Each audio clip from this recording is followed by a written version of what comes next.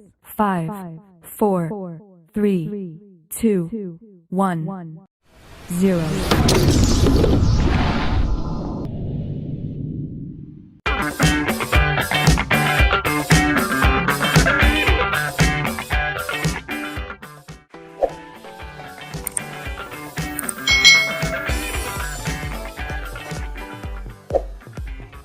Hai. Selamat datang di channel YouTube Kak Citra. Apa kabarnya adik-adik semuanya? Kak Citra berharap kalian dalam keadaan yang baik, sehat, dan siap untuk belajar. Hari ini kita akan belajar bersama-sama untuk mata pelajaran tematik kelas 3. Kita belajar di tema 3, benda di sekitarku, subtema 2, wujud benda, pembelajaran yang ketiga. Mari adik-adik kita belajar dengan penuh semangat.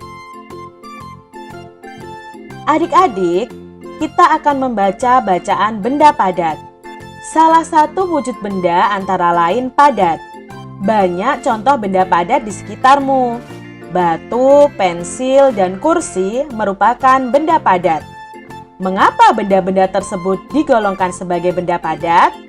Yuk, cari tahu sifat benda padat tersebut. Kita akan melakukan pengamatan sebagai berikut. Yang pertama, kita akan mengamati benda-benda padat di sekitar kita.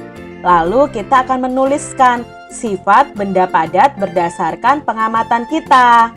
Nah, pada waktu kelas 2, kalian sudah belajar tentang wujud benda. Wujud benda itu dibagi menjadi 3, yaitu benda padat, benda cair, dan benda gas. Mengetahui sifat benda padat. Untuk mengetahui sifat benda padat, kalian bisa melakukan pengamatan bersama teman-teman kalian dalam sebuah kelompok. Kumpulkan benda-benda padat di sekitar sekolahmu. Misalnya, alat dan bahan yang kita perlukan adalah ember, gelas, kantong plastik.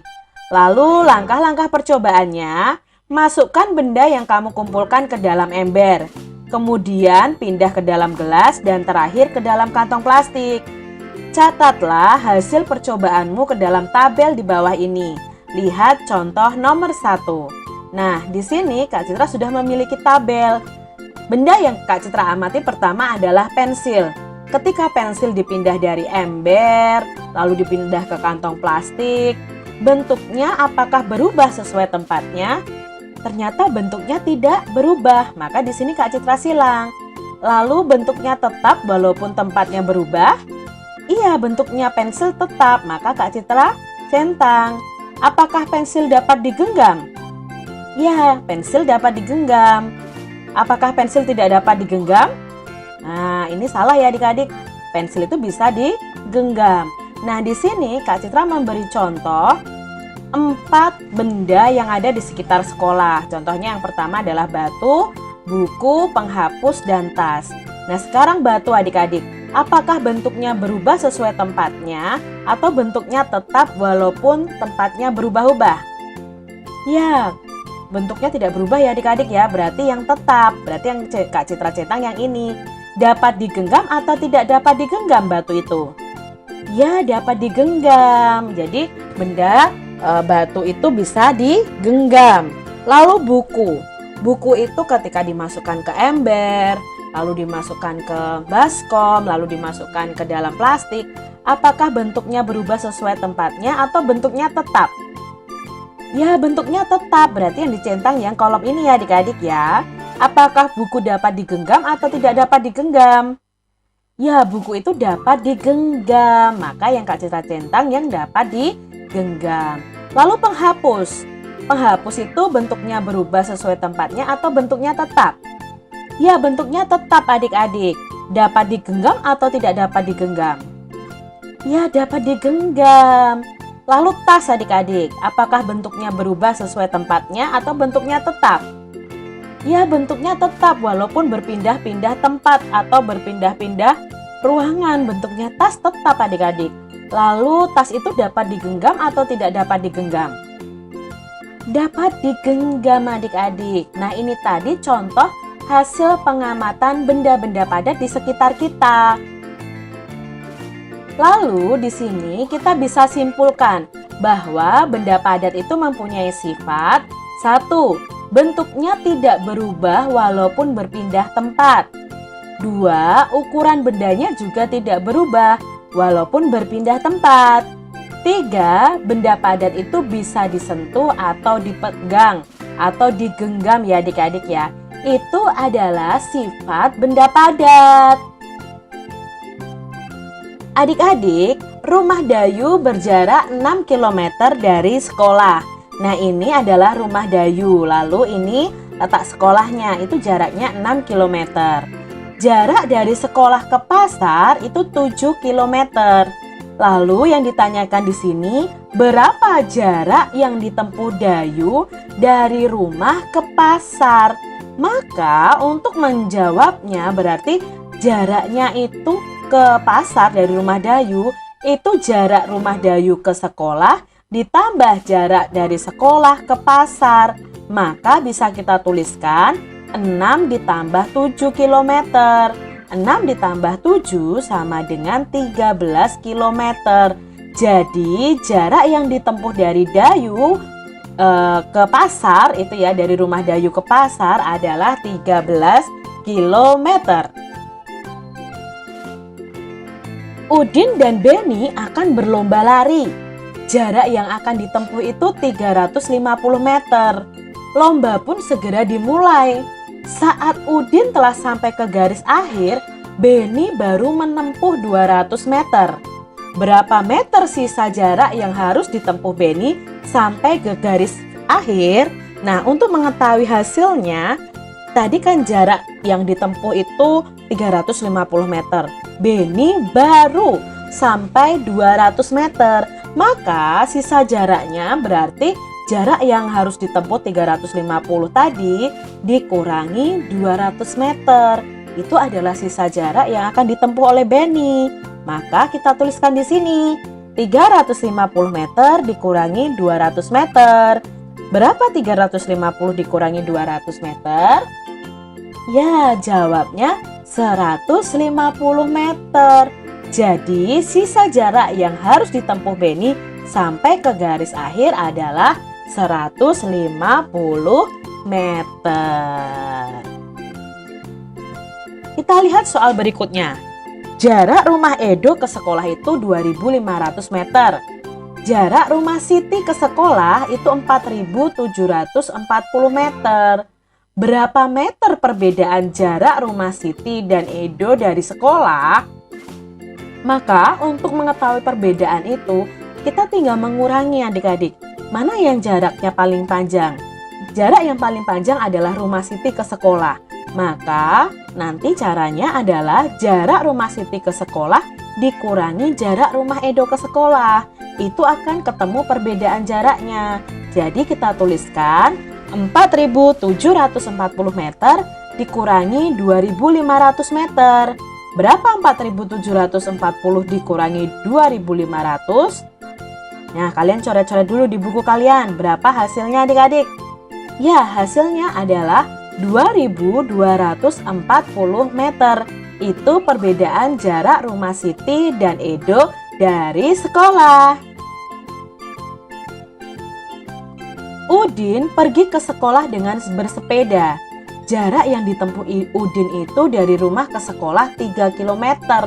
Setelah menempuh jarak 2 km dari rumahnya, ban sepeda Udin bocor. Akhirnya, Udin menuntun sepedanya sampai ke sekolah. Berapa kilometer jarak yang ditempuh Udin menuntun sepeda sampai ke sekolah? Ya, dari rumah ke sekolah 3 km. Baru 2 km ban sepedanya bocor. Maka berapa ya jarak yang harus ditempuh Udin untuk menuntun sepedanya sampai ke sekolah? Berarti di sini kita bisa kerjakan dengan cara 3 km dikurangi 2 km. 3 dikurangi 2 sama dengan 1 km. Jadi jarak yang ditempuh Udin menuntun sepeda sampai ke sekolah adalah 1 km. Lani dan keluarganya pergi ke Bandung naik bus. Jarak Jakarta ke Bandung itu 130 km. bis telah menempuh jarak dari Jakarta ke Bandung sejauh 50.000 meter. Berapa kilometer sisa jarak yang harus ditempuh oleh bis tersebut? Nah, jarak Jakarta-Bandung tadi adalah 130 adik-adik. Lalu baru ditempuh 50.000 meter. Maka kita bisa mengerjakannya dengan cara 130 km dikurangi 50.000 meter. Nah, pertanyaannya itu berapa kilometer? Jadi di sini titik-titik kilometer, sisa jarak yang ditempuh oleh bis tersebut. Maka kita cari tahu adik-adik. Kita ubah mana yang satuannya belum kilometer. 130 sudah kilometer. Yang belum kilometer adalah 50.000 ini. 50.000-nya masih meter adik-adik. Maka kita cari dulu adik-adik di sini ya. 50.000 meter sama dengan titik-titik kilometer. Nah, kita bagi dulu adik-adik. 50.000 dibagi 1.000. 1.000-nya dari mana Kak Citra? Dari 1 kilometer sama dengan 1.000 meter. Lalu sama-sama punya nol nih adik-adik.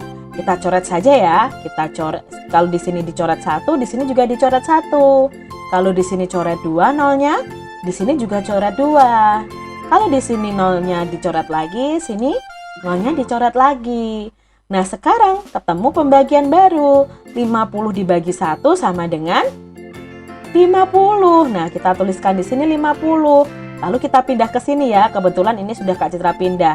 Berarti 50.000 meter itu sama dengan 50 kilometer. Berarti 130 kilometer dikurangi 50 kilometer sama dengan ya 80 kilometer. Jadi sisa jarak yang harus ditempuh bis tersebut adalah 80 kilometer. Apakah suara musik itu termasuk benda adik-adik? Tentu saja tidak. Mengapa suara musik itu bukan benda? Karena suara itu tidak mempunyai massa atau berat, ataupun menempati ruang atau volume adik-adik. Jadi suara itu bukan termasuk benda. Kalau alat musik itu termasuk benda adik-adik. Nah adik-adik, di sini kalian bisa menyanyikan lagu Barisan Musik ciptaan A.T. Mahmud. Lalu kalian nyanyikan lagu ini dan kalian bisa gerakkan kaki kalian dengan 2 jenis gerakan. Yang pertama adalah gerakan yang lemah lembut dan gerakan yang kuat adik-adik. Lakukan dengan iringan lagu tadi. Barisan musik ya. Nah, seperti ini geraknya adik-adik. Jadi kakinya dihentakkan dengan lemah lembut, tapi kalau lagunya agak keras, gerakkan kakimu dengan kuat.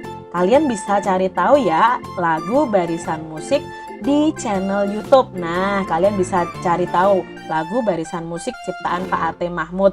Bagaimana lagunya, lalu kalian belajar menggerakkan kaki kalian sesuai dengan hentakan dari lagu tersebut. Demikian tadi adik-adik pembahasan kita di mata pelajaran tematik kelas 3. Semoga video pembelajaran ini bermanfaat ya untuk adik-adik semuanya. Dan sampai jumpa lagi di video pembelajaran Kak Citra selanjutnya. Tuhan memberkati. Jangan lupa tekan tombol subscribe, lalu tekan loncengnya, tekan juga tombol like, lalu share ke media sosial kalian. Jangan lupa untuk ikuti media sosial Kak Citra. Terima kasih.